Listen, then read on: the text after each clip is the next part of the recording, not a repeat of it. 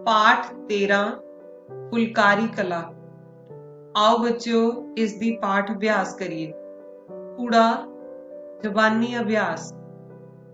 ਪਹਿਲਾ, ਪੁਰਾਣੇ ਸਮਿਆਂ ਵਿੱਚ ਫੁਲਕਾਰੀ ਕਿਉਂ ਨਹੀਂ ਵੇਚੀ ਜਾਂਦੀ ਸੀ?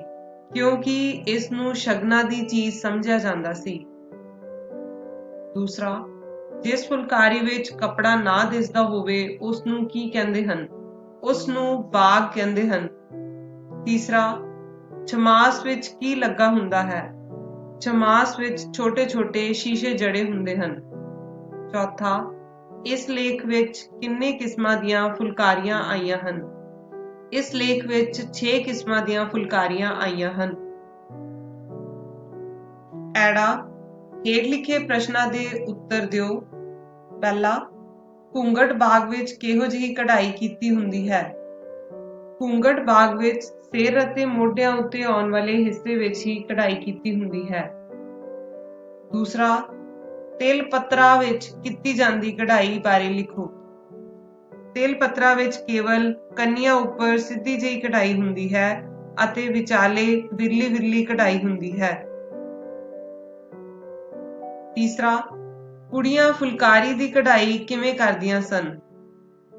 ਕੁੜੀਆਂ ਸ਼ਹਿਰੋਂ ਕਈ ਰੰਗਾਂ ਦੇ ਪੱਟ ਮੰਗਵਾਉਂਦੀਆਂ, ਫਿਰ ਖੱਦਰ ਨੂੰ ਸੂਹਾ ਰੰਗਾਉਂਦੀਆਂ ਸਨ ਅਤੇ ਕਢਾਈ ਕਰਨ ਦੇ ਚਾਅ ਵਿੱਚ ਉਹ ਜਲਦੀ ਉੱਠ ਕੇ ਘਰ ਦਾ ਸਾਰਾ ਕੰਮ ਜਲਦੀ ਮੁਕਾ ਕੇ ਇਕੱਠੀਆਂ ਹੋ ਕੇ ਕਢਾਈ ਕਰਦੀਆਂ ਸਨ। ਈੜੀ, ਹੇਠਾਂ ਦਿੱਤੇ ਸ਼ਬਦਾਂ ਵਿੱਚੋਂ ਸ਼ੁੱਧ ਸ਼ਬਦਾਂ ਸਾਹਮਣੇ ਸਹੀ ਦਾ ਨਿਸ਼ਾਨ ਲਾਓ। ਕਢਾਈ, ਇਸ ਵਿੱਚ ਤੀਸਰਾ ਸ਼ਬਦ ਸਹੀ ਹੈ।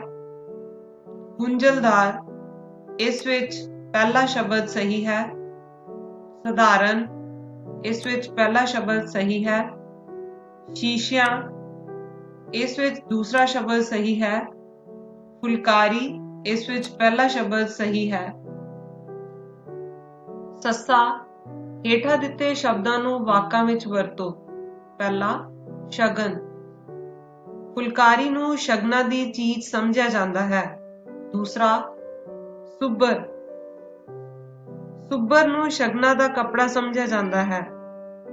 ਤੀਸਰਾ, ਰਿਵਾਜ, ਅੱਜ-ਕੱਲ ਫੁਲਕਾਰੀ ਦਾ ਰਿਵਾਜ ਘਟ ਗਿਆ ਹੈ। ਚੌਥਾ, ਨਮੂਨੇ, ਮਾਤਾ ਜੀ ਨੇ ਫੁਲਕਾਰੀ ਦੇ ਕਈ ਨਮੂਨੇ ਦਿਖਾਏ। ਪੰਜਵਾਂ, ਸਫਾਈ, ਫੁਲਕਾਰੀ ਉੱਪਰ ਕਢਾਈ ਬੜੀ ਸਫਾਈ ਨਾਲ ਕੀਤੀ ਹੋਈ ਸੀ। ਕੱਕਾ, ਹੇਠਾਂ ਦਿੱਤੇ ਚਿੱਤਰ ਨੂੰ ਵੇਖ ਕੇ ਘੱਟੋ-ਘੱਟ 5 ਸਤਰਾਂ ਲਿਖੋ। ਸਮਝ ਆਧਾਰਿਤ ਸਿਰਜਣਾਤਮਕ ਪਰਖ। ਕੁੜੀਆਂ ਫੁਲਕਾਰੀਆਂ ਉੱਪਰ ਕਢਾਈ ਕਰ ਰਹੀਆਂ ਹਨ। ਇੱਕ ਕੁੜੀ ਚਰਖਾ ਕੱਤ ਰਹੀ ਹੈ ਅਤੇ ਦੂਜੀ ਸੂਤ ਦੇ ਅਟੇਰਨ ਬਣਾ ਰਹੀ ਹੈ। ਤਸਵੀਰ ਵਿੱਚ ਸਾਨੂੰ ਹਾਰਾ, ਚੌਂਕਾ, ਕੰਧਾਂ ਤੇ ਚਿੱਤਰ ਅਤੇ ਨਲਕਾ ਦਿਖਾਈ ਦੇ ਰਹੇ ਹਨ। ਇਕੱਠਿਆਂ ਰਲ ਕੇ ਕੰਮ ਕਰਨ ਨਾਲ ਕੰਮ ਜਲਦੀ ਨਿਬੜ ਜਾਂਦਾ ਹੈ। ਤਸਵੀਰ ਵਿੱਚ ਪੇਂਡੂ ਸੱਭਿਆਚਾਰ ਦੀ ਝਲਕ ਦਿਸ ਰਹੀ ਹੈ। ਖੱਖਾ, ਸਮਝ ਆਧਾਰਿਤ ਸਿਰਜਣਾਤਮਕ ਪਰਖ। ਫੁਲਕਾਰੀ ਦੀਆਂ ਕਿਸਮਾਂ: ਬਾਗ, ਘੁੰਗਟ ਬਾਗ, ਚੋਪ, ਤਿਲ ਪੱਤਰਾ, ਨੀਲਕ, ਛਮਾਸ। ਹੇਠਾਂ ਦਿੱਤੇ ਵੇਰਵੇ ਦੀ ਮਦਦ ਨਾਲ ਸ਼੍ਰੀ ਗੁਰੂ ਨਾਨਕ ਦੇਵ ਜੀ ਬਾਰੇ ਲੇਖ ਲਿਖੋ। ਦਿੱਤੇ ਗਏ ਵੇਰਵਿਆਂ ਦੀ ਸਹਾਇਤਾ ਨਾਲ ਗੁਰੂ ਨਾਨਕ ਦੇਵ ਜੀ ਬਾਰੇ ਲੇਖ ਲਿਖਾਂਗੇ। ਸ਼੍ਰੀ ਗੁਰੂ ਨਾਨਕ ਦੇਵ ਜੀ ਸਿੱਖਾਂ ਦੇ ਪਹਿਲੇ ਗੁਰੂ ਹੋਏ ਹਨ। ਉਹ ਸਿੱਖ ਧਰਮ ਦੇ ਮੋਢੀ ਸਨ। ਉਹਨਾਂ ਦਾ ਜਨਮ 1469 ਈਸਵੀ ਨੂੰ ਰਾਏ ਭੋਏ ਦੀ ਤਲਵੰਡੀ ਅੱਜ-ਕੱਲ੍ਹ ਸ਼੍ਰੀ ਨਨਕਾਣਾ ਸਾਹਿਬ ਵਿਖੇ ਹੋਇਆ। ਉਹਨਾਂ ਦੇ ਪਿਤਾ ਜੀ ਦਾ ਨਾਮ ਸ਼੍ਰੀ ਮਹਿਤਾ ਕਾਲੂ ਅਤੇ ਮਾਤਾ ਜੀ ਦਾ ਨਾਮ ਸ਼੍ਰੀਮਤੀ ਤ੍ਰਿਪਤਾ ਦੇਵੀ ਸੀ। ਉਹਨਾਂ ਦੇ ਵੱਡੇ ਭੈਣ ਬੇਬੇ ਨਾਨਕੀ ਜੀ ਸਨ। 5 ਸਾਲ ਦੀ ਉਮਰ ਵਿੱਚ ਉਹ ਪਾਂਧੇ ਕੋਲ ਪੜ੍ਹਨ ਗਏ ਤਾਂ ਉਹਨਾਂ ਪਾਂਧੇ ਨੂੰ ਆਪਣੇ ਵਿਚਾਰਾਂ ਨਾਲ ਹੈਰਾਨ ਕੀਤਾ। ਉਹਨਾਂ ਦੇ ਪਿਤਾ ਜੀ ਨੇ ਉਹਨਾਂ ਨੂੰ 20 ਰੁਪਏ ਦੇ ਕੇ ਵਪਾਰ ਕਰਨ ਲਈ ਭੇਜਿਆ, ਪਰ ਉਹਨਾਂ ਨੇ ਭੁੱਖੇ ਸਾਧੂਆਂ ਨੂੰ ਭੋਜਨ ਛਕਾ ਕੇ ਸੱਚਾ ਸੌਦਾ ਕੀਤਾ।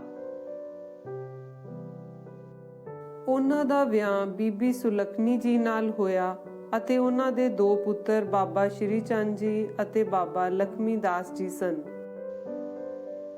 ਉਹ ਸੁਲਤਾਨਪੁਰ ਲੋਧੀ ਆਪਣੀ ਭੈਣ ਬੇਬੇ ਨਾਨਕੀ ਜੀ ਪਾਸ ਆ ਗਏ ਅਤੇ ਨਵਾਬ ਦੇ ਮੋਦੀਖਾਨੇ ਵਿਖੇ ਨੌਕਰੀ ਕੀਤੀ।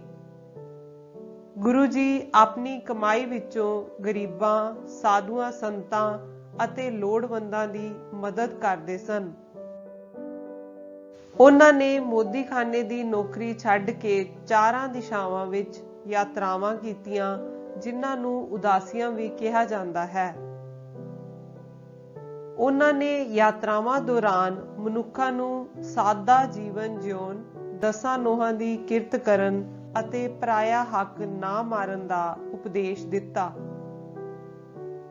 ਉਹਨਾਂ ਸਮੁੱਚੀ ਮਨੁੱਖਤਾ ਨੂੰ ਇਸਤਰੀ ਜਾਤੀ ਦਾ ਸਨਮਾਨ ਕਰਨ ਦਾ ਉਪਦੇਸ਼ ਦਿੱਤਾ। ਉਹਨਾਂ ਨੇ ਕਿਰਤ ਕਰੋ, ਵੰਡ ਛਕੋ ਅਤੇ ਨਾਮ ਜਪਣ ਤੇ ਜ਼ੋਰ ਦਿੱਤਾ। ਉਹਨਾਂ ਕਰਤਾਰਪੁਰ ਸਾਹਿਬ ਨਗਰ ਵਸਾਇਆ ਅਤੇ ਇੱਥੇ ਹੀ ਖੇਤੀਬਾੜੀ ਕੀਤੀ। ਉਹ ਹਿੰਦੂਆਂ ਦੇ ਗੁਰੂ ਅਤੇ ਮੁਸਲਮਾਨਾਂ ਦੇ ਪੀਰ ਕਹਾਏ। ਉਹਨਾਂ ਨੇ ਗੁਰਗੱਦੀ ਗੁਰੂ ਅੰਗਦ ਦੇਵ ਜੀ ਨੂੰ ਸੌਂਪੀ। ਕਰਤਾਰਪੁਰ ਸਾਹਿਬ ਵਿਖੇ 1539 ਈਸਵੀ ਨੂੰ ਗੁਰੂ ਜੀ ਜੋਤੀ ਜੋਤ ਸਮਾ ਗਏ। ਇਸ ਤਰ੍ਹਾਂ ਦੀਆਂ ਹੋਰ ਵੀਡੀਓਜ਼ ਲਈ ਸਬਸਕ੍ਰਾਈਬ ਕਰੋ। ਧੰਨਵਾਦ।